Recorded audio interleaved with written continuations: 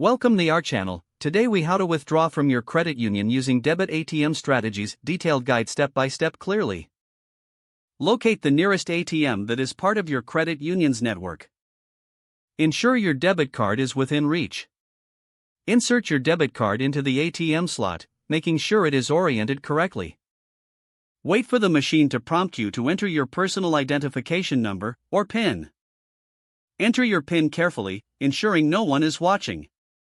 Select the option for cash withdrawal from the menu.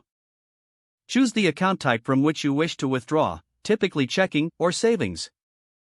Enter the amount of cash you wish to withdraw. Confirm the transaction amount on the screen.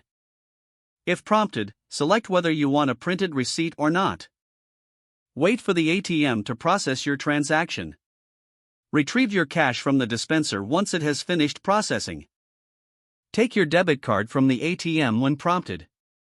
If you opted for a receipt, collect it from the machine.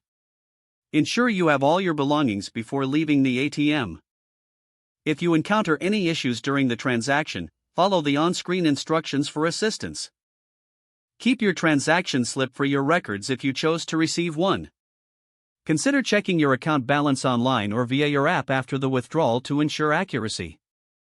If the page does not load, refresh the browser or try again in a private or incognito window. Make sure you are using the correct email address, then retype it carefully to avoid small typos. If your password is not accepted, use the reset option and create a new strong password you can remember. Check your spam folder for verification or security emails, then complete any requested confirmation steps.